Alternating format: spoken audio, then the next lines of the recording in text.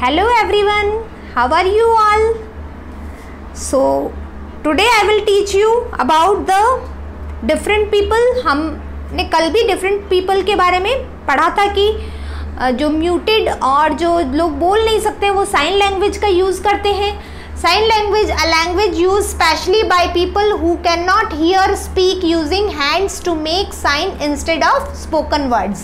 यानी sign language वो लोग यूज़ करते हैं जो बोल नहीं सकते हैं और वो सिर्फ अपने हैंड्स को यूज़ करके अपनी बात को कहते और सुनते हैं, मतलब कम्युनिकेट करते हैं. तो इस तरीके से साइन लैंग्वेज का कल हमने किया था. एक और है डिफरेंट पीपल के बारे में, वो है सेरेब्रल पाल्सी. सेरेब्रल पाल्सी क्या होता है? सेरेब्रल पाल्सी एक तरह की डिसेबिलिटी ही होती है. ये नाम आपने पहले कहीं सुना भी होगा. Cerebral palsy, you have heard this name. This is a kind of hands, legs and all other organs of the patient of cerebral palsy are normal but they don't function properly. हाथ पैर सब होते हैं उनके, लेकिन उनकी functioning proper नहीं होती है. उनका ब्रेन से जो कनेक्शन होता है, हाथों का, पैरों के जो मूवमेंट होते हैं वो प्रॉपर नहीं होते हैं. वो जो इसका पेशेंट होता है वो अपने हाथ और पैर के मूवमेंट को प्रॉपरली नहीं कर सकता जैसे हम लोग करते हैं, खड़े रहते हैं, या हमारे हाथों को हम जैसे मूव करते हैं, या पैरों से हम जैसे सीधे चल पाते हैं, वो लोग नहीं चल पाते हैं. The cause of the disease is that the brain of the patient suffering from it has control upon the organs. यानी उनके ऑर्गन्स पे जो ब्रेन का कंट्रोल होता है वो प्रॉपर नहीं होता है. ब्रेन का कनेक्शन आपके हाथों और पैरों से अगर प्रॉपर नहीं होगा तो वो सेरेब्रल पाल्सी का पेशेंट कहलाएगा. जिसका भी ऐसा होता है उन लोगों के बारे में बोल रही हूँ मैं. ये this disease is needs particular type of physical exercise. और इस रोग के लिए एक पर्टिकुलर फिजिकल एक्सरसाइज होती है. उस एक्सरसाइज को करने से थोड़ा इम्प्रूवमेंट होता है, लेकिन इसका क्योर यानी इसका इलाज नहीं है. Gradually enables the brain to control और other organs the same way there is a different physical exercise for practice of speaking and writing to.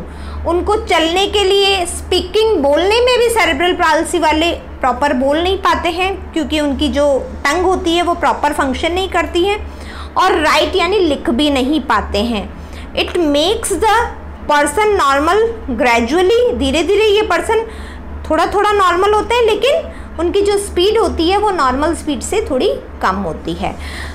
Thou he can't work normal speed like us but still improve to great extent. लेकिन improve जरूर कर सकते हैं exercise की सहायता से.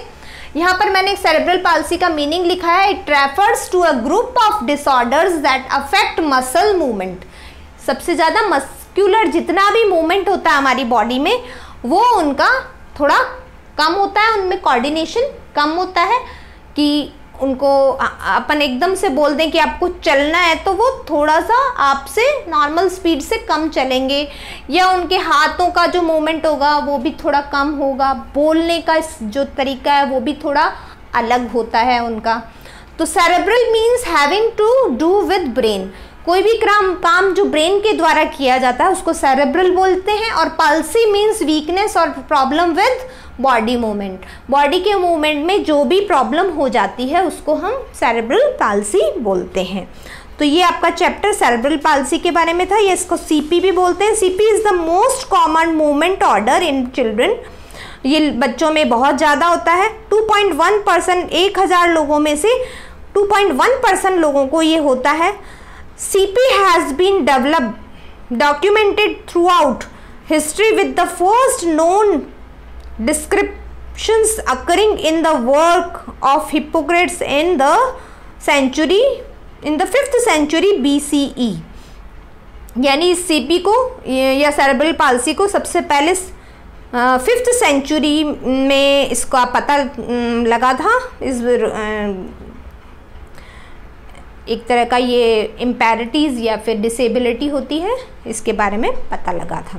तो ये हो गए आपके cerebral palsy. About blind people, about muted और डेफ और डम पीपल। डेफ और dumb people sign language use करते हैं, ब्लाइंड लोग ब्रेल लैंग्वेज यूज़ करते हैं। और इसके बाद सेरेब्रल पाल्सी, जिन लोगों के मस्कुलर मूवमेंट्स में थोड़ी सी प्रॉब्लम होती है उसको सेरेब्रल पाल्सी बोलते हैं। तो ये तीनों हमने इस चैप्टर में डिस्कस की हैं। So you will learn this and read this chapter, okay.